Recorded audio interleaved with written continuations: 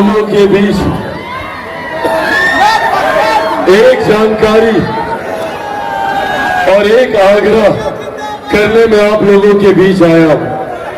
आप सब जानते हैं कि बिहार में चुनाव प्रचार कल समाप्त हो जाएगा और ये चुनाव के परिणाम निर्धारित करेंगे हम लोगों के आने वाले 5 साल का भविष्य।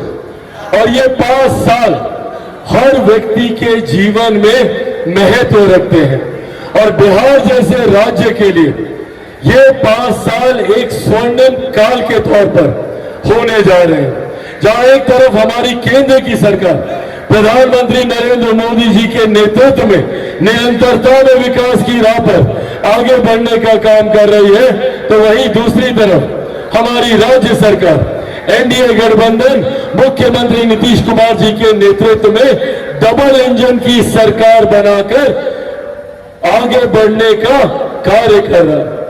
आज जब यहां आप लोगों के बीच आया हूं, जिस तरीके से 6 तारीख को पहले चरण का मतदान हुआ है और जो जानकारी हम लोगों के पास आई है, जो रुझान सामने आए हैं, उससे एक बात तय है, एक बात स्पष्ट है कि आगामी 14 तारीख को परिणामों के बाद बिहार में एक बार फिर से एनडीए की सरकार बनने जा रही है। इसमें कहीं कोई संदेह नहीं है। आप लोगों को कोई संदेह है क्या? एनडीए की सरकार बन रही है ना?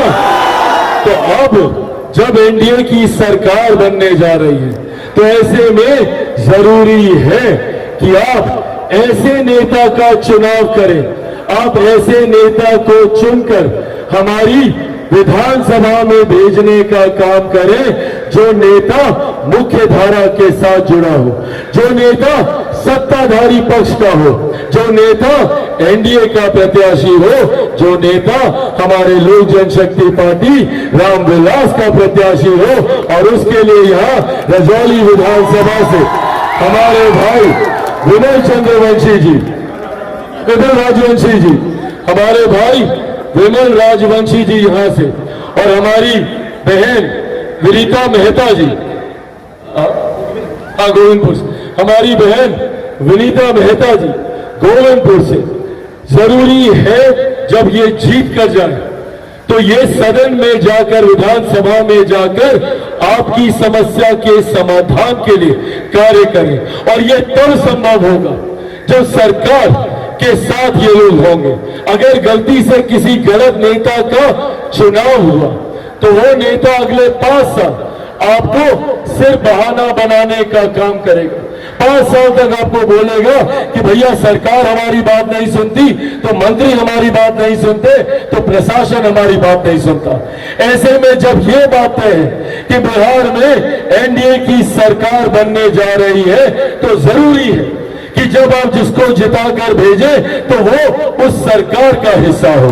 जब यहां से, जब रजौली से विमल राजवंशी जी जब यहां से जीत कर जाएंगे, जब गोविंदपुर से मेरी बहन विनीता मेहता जी जब जीत कर जाएंगी, तो ये वो लोग होंगे जो मुख्यमंत्री जी के साथ बैठकर अपने अपने क्षेत्र के विकास के कार्य करवाएंगे, समस्या का समाधान करवाएंगे।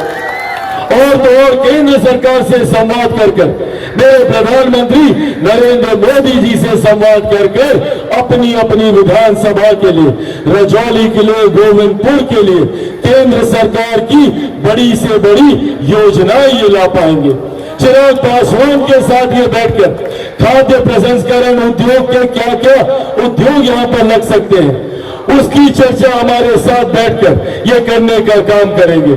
इसीलिए साथियों, आज ये आग्रह करने आया हूं, जरूरी है रजौली के विकास के लिए, गोविंदपुर के विकास के लिए जरूरी है मुख्य धारा के साथ जुड़े रहना, क्योंकि इसमें कहीं कोई संदेह नहीं है कि हम लोग इस बार एक मजबूत सरकार बनाने जा रहे हैं। और उस मजबूत सरकार में हमारी विधानसभा की भी भागीदारी हो, ये जिम्मेदारी आप सब यहाँ पर मौजूद रजौली की महान जनता के ऊपर, जो लोग गोविंदपुर से यहाँ पर आए हैं, उनके ऊपर ये जिम्मेदारी पर बनती है कि इस बात को सुनिश्चित करें कि इनको जिताकर बिहार की विधानसभा में भेजकर न सिर्फ हम लोग ये सुनिश्चित करेंगे कि हमारा नेतृत्व करने वाला नेता सत्ताधारी पक्ष का है, बल्कि जानकार, पढ़े लिखे ऐसे लोग जो आपकी समस्या की जानकारी रखते हैं।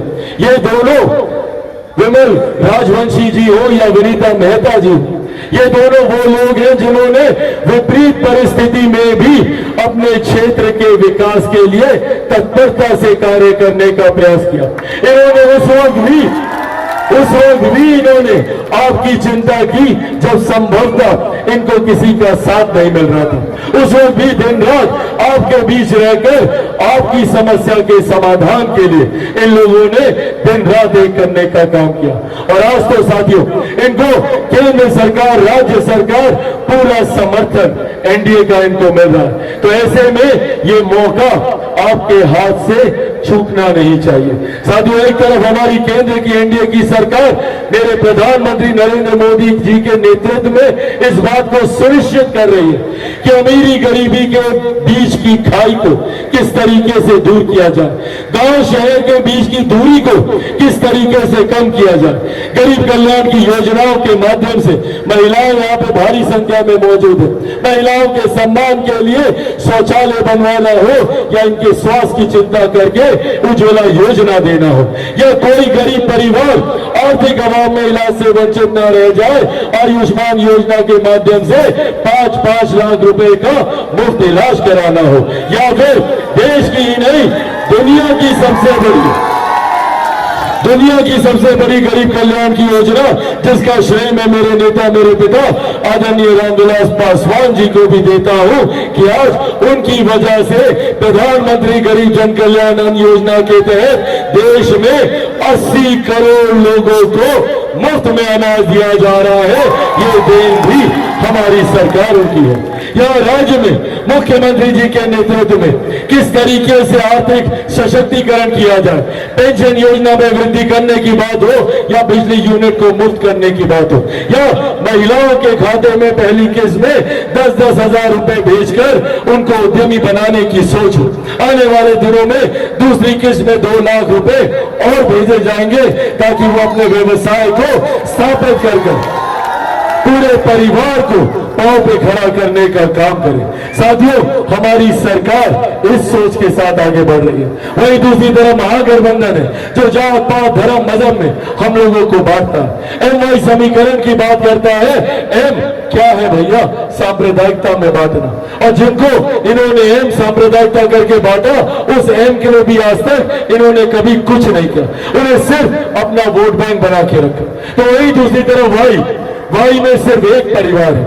मुख्यमंत्री बनेंगे तो खुद बनेंगे, जेल जाएंगे तो इनकी अर्धांगिनी मुख्यमंत्री बनेगी, अगली पीढ़ी आएगी तो बेटा मुख्यमंत्री बनेगा, सांसद बनने की बात आएगी तो बेटी मुख्यमंत्री बनेगी। कोई गरीब परिवार का वाई इनके यहाँ आगे नहीं बढ़ सकता। ये इनका एमवाई समीकरण है। और वही दूसरी तरफ मेरा एमवाई समीकरण है, पर मेरे एम में महिलाएं हैं तो मेरे वाई में मेरे तमाम युवा साथी हैं। इस एमवाई समीकरण के साथ मैं आगे बढ़ रहा हूं। जात पात धर्म मजहब से उठकर सबको एक साथ लेकर आगे बढ़ने की सोच रखता हूं। बिहार को विकसित राज्य बनाने की सोच रखता हूं।